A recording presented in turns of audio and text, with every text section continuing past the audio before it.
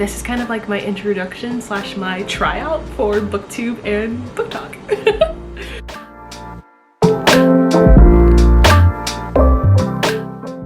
Hello friends, and welcome back to my channel. My name is Rudy, and welcome to my kind of like April slash May TBR slash book haul, because I don't realistically think I'm gonna get through all of this in April. So we're gonna be realistic. Some background. So I'm kind of like new to this whole book talk, booktube world, so please give me grace. If you are familiar with my channel, I have been creating content since about 2019, and it was primarily during my doctoral program. So I literally was creating content just related to going through a doctoral pharmacy program and becoming a clinical pharmacist, which I am now a clinical pharmacist, so it's been a while. But something that I feel like I'm really like inspired to kind of like showcase now, since going through a full 4-year full-time doctoral program now on the last 3 months of my first year residency. It's actually gonna be my last year residency too. I don't know if I mentioned that to anyone, but I'm not doing a second year. But something that's just like been really on my like heart level lately is like getting back to those things that I loved before becoming a pharmacist, before going to grad school, before spending 8 years in college, you know. And one of my biggest loves has always been reading. If you know me from like my high school and middle school days, I was the library intern at our high school. I literally was reading books all the time. I won so many like little like awards and certificates for reading and stuff like that. I loved the book fairs. I loved reading. I've always loved reading. You know, me and my mom had a whole library of books in our home when I was growing up, and so it's just like this has always been a part of me, and like I felt like I lost that for a very long time. And now, since like coming up on the end of residency and training in another city, it's just been a lot of like self-growing and like learning who I am and finding who I am again. And so it's been really fun to get back into like reading and just like really finding myself. So this is kind of like my introduction slash my tryout for booktube and book talk. Okay, so enough of the whole sad girly talk. Let's get into what I'm currently reading and also what I plan to read for the months of April and May. First up, what I'm currently reading the series, The Crown of Nyaxia series by Carissa Broadbent. I'm obsessed. I'm absolutely obsessed. I was talking to someone on Book Talk the other day, and we were talking about our love for vampire tropes. 100% stems from Twilight, and I couldn't agree more. Twilight has me in a vampire versus human love trope addiction, and it's really bad. So I'm currently on technically book 2 of the series, but I did read book 1.5. So the first book is The Serpent and the Wings of Night. Amazing. It's about a human and a vampire. They are fighting, and it's like fatal match kind of like trope kind of thing. Not gonna go too much into it, but like, because I don't want to spoil anything. Now that I'm like so far into it, I could totally spoil it in 3 seconds right now, but I'm obsessed. And then she actually has a 1.5 book which goes in between the 1 and the 2, obviously, because that's how numbers work. I'm annoying. And that's called 6 Scorched Roses. And she said that you did not actually have to read that one in between the 2, but it is nice because it does introduce 2 characters that pop up later in this book right here.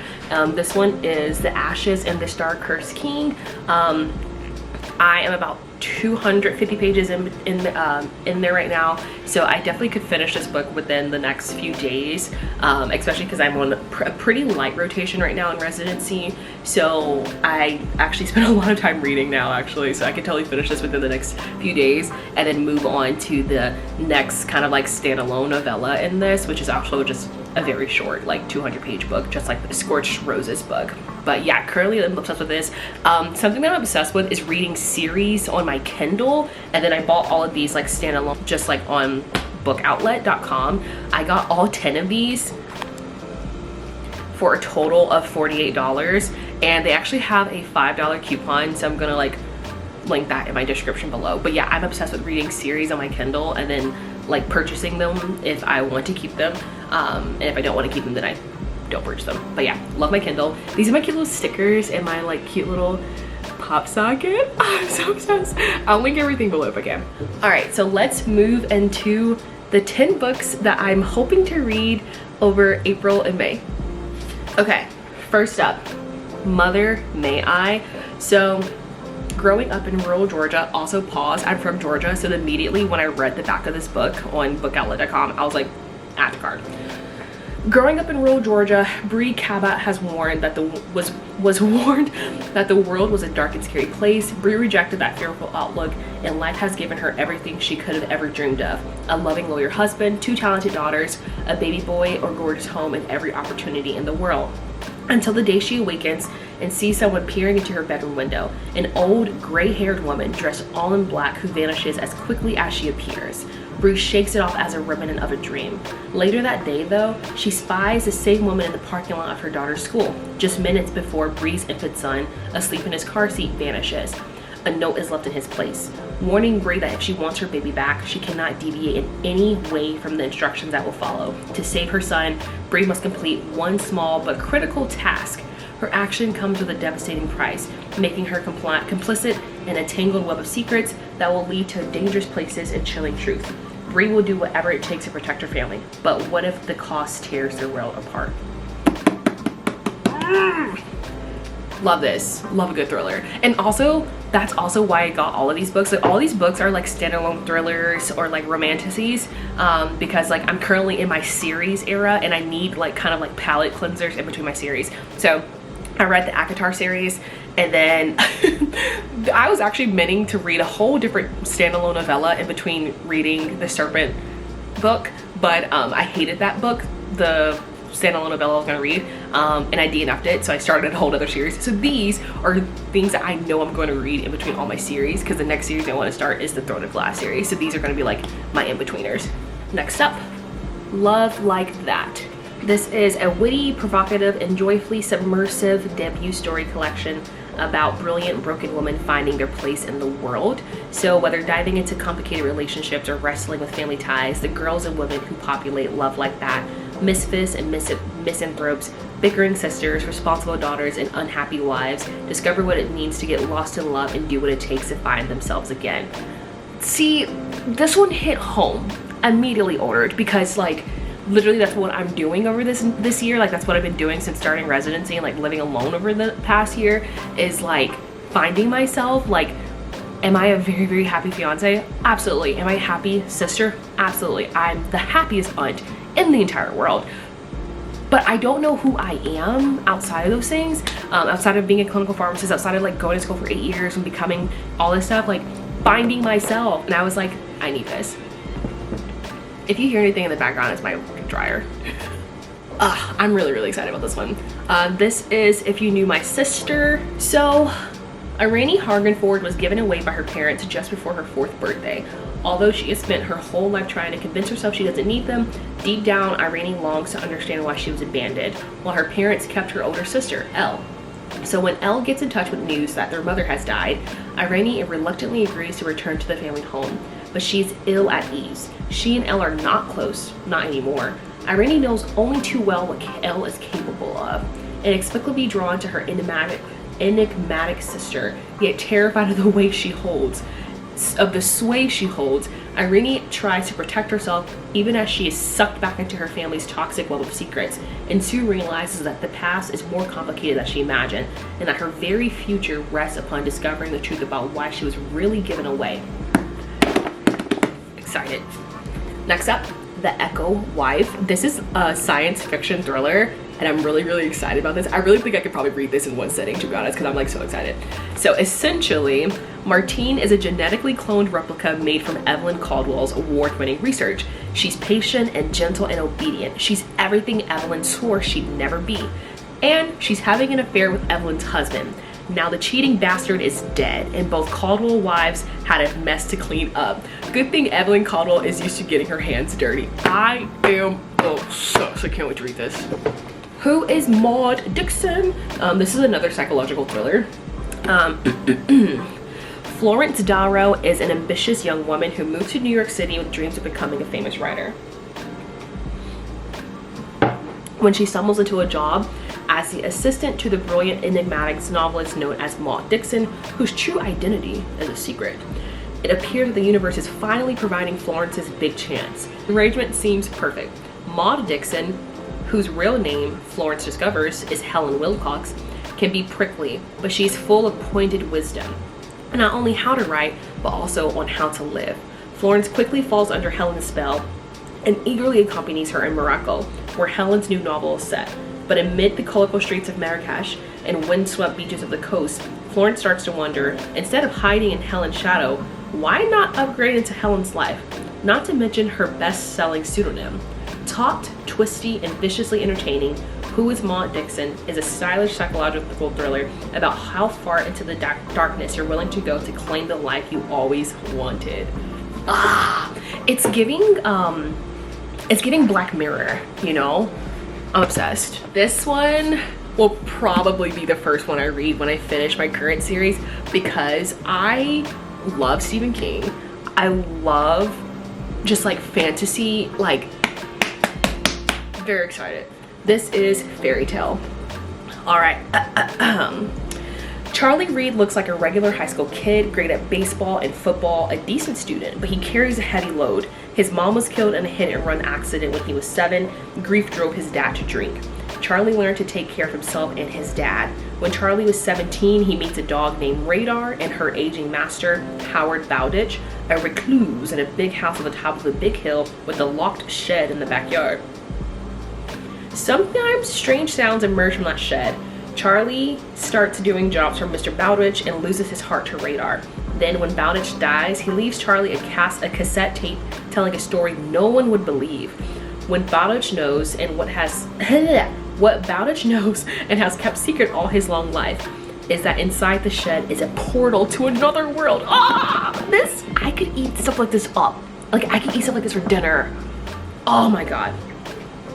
I feel like, well, I know this, but like one of my favorite things that I've always loved about books is like kind of like escaping to another world. So like when there's literally other world books and like just like world building of like series and stuff like that, that has always been my favorite. Like it's just so exciting. Next up, The Sweetest Days. I just know this one's gonna make me cry. I know it. I know this is gonna be a book that like cleanses my emotions and I'm so excited. Pete and Jackie Hatch have been together for decades. They were high school sweethearts, although they didn't marry until years after an explosive incident at the end of senior year broke them apart. Now in their 60s and their only daughter grown and facing scary news about Jackie's health, they traveled to their Cape Cod hometown for Pete's first book signing. But a disastrous encounter with an old schoolmate brings their lengthy marriage to a breaking point and forces them to revisit the long ago event that changed the trajectory of their lives.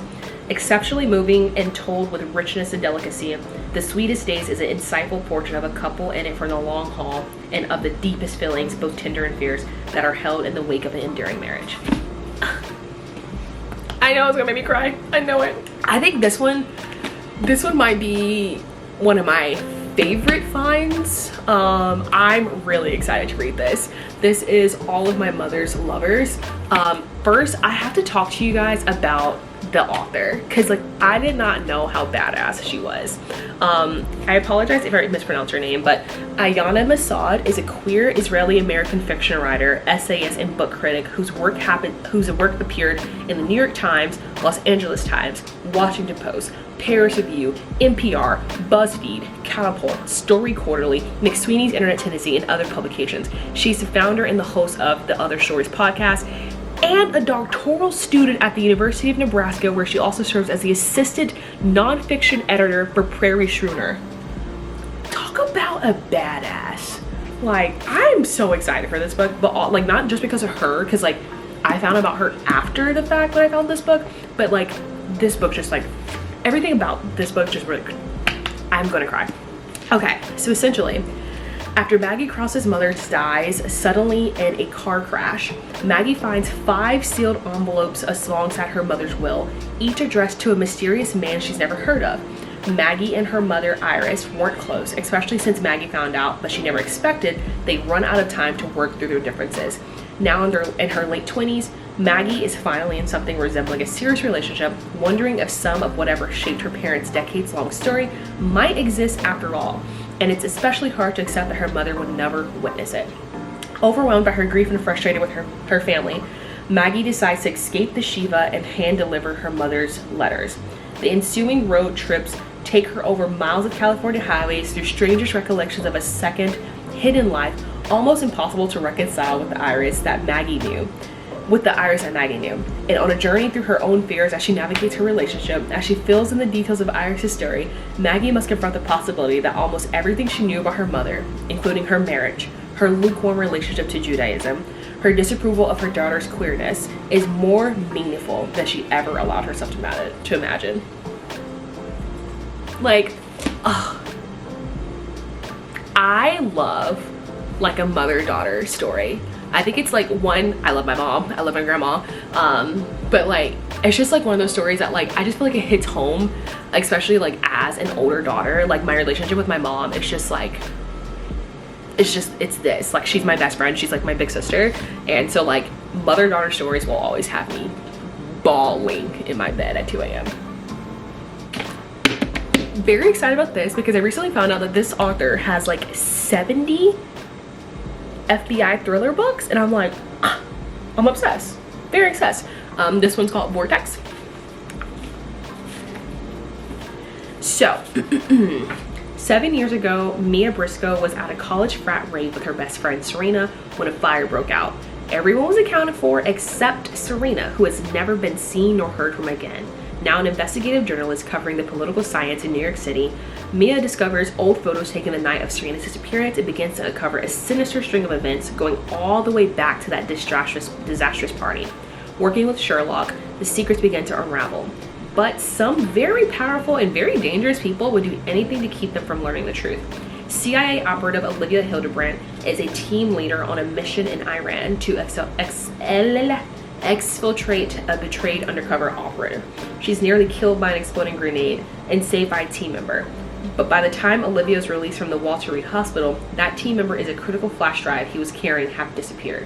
When Olivia is savagely attacked on her first night home, Savage suspects the strike is a direct result of the compromised mission and the missing team member and flash drive. But what intelligence was at stake and who betrayed them? Is it me or did that seem like two different stories in one? Is it just me?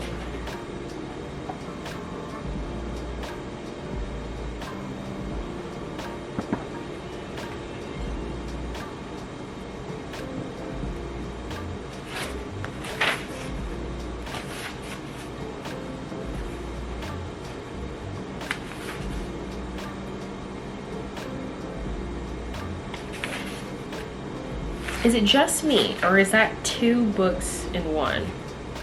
Because the first one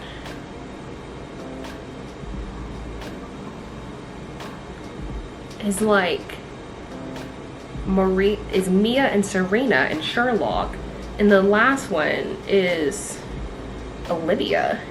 Okay, we gonna learn, no worries. I'm happy to find out.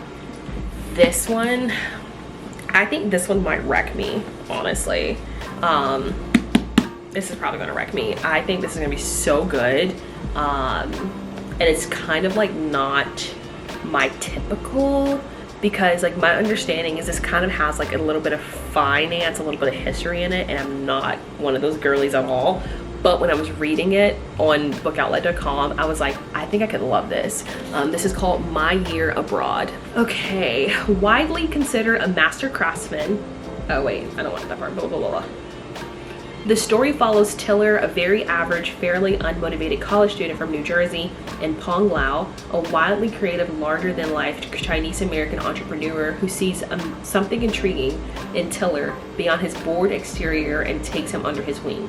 When Pong brings him along on a boisterous business trip across Asia, Tiller is catapulted from ordinary young man to talented protege and pulled into a series of ever more extreme and eye-opening experiences that transform his view of the world, of Pong, and of himself. The narrative alternates between Tiller's outlandish, mind-boggling year with Pong and the strange, riveting, emotionally complex domestic life that follows it.